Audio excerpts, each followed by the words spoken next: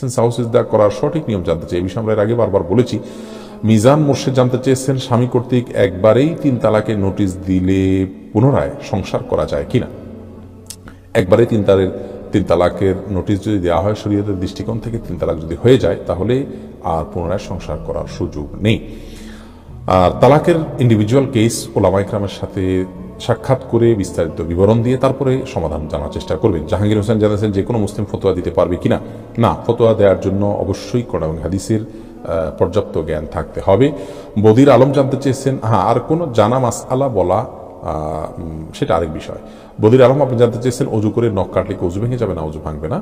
মমতাজ পারভিন জানতে চেয়েছেন, গর্ভে বাচ্চা 5 মাস আল্ট্রাসাউন্ড রিপোর্ট দেখা গেলে মাথার খুলি অনুপস্থিত, ডাক্তার বলেছেন এটা পূরণ হবে না এবং এই বাচ্চা জন্ম নিলে কোনোদিনই উঠে বসতেও পারবে না। এই অবস্থায় অবসান করলে কি গুনাহ হবে?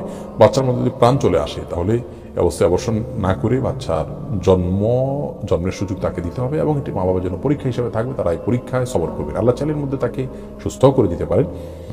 আর যদি তার জন্মটা মা বাবার জন্য হুমকির হয় তাহলে সেক্ষেত্রে এটি মায়ের জীবনের জন্য যদি হুমকি হয় তাহলে সেক্ষেত্রে এটি করা যেতে পারে অনেকগুলো আমাদের মতে।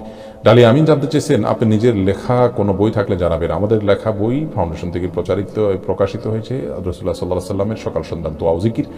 এই বইয়ের পাওয়ার নিয়ম ইনশাআল্লাহ লিঙ্কে কমেন্টের মাধ্যমে জানানো হবে। রকমারিতে আপনি অর্ডার করতে পারেন।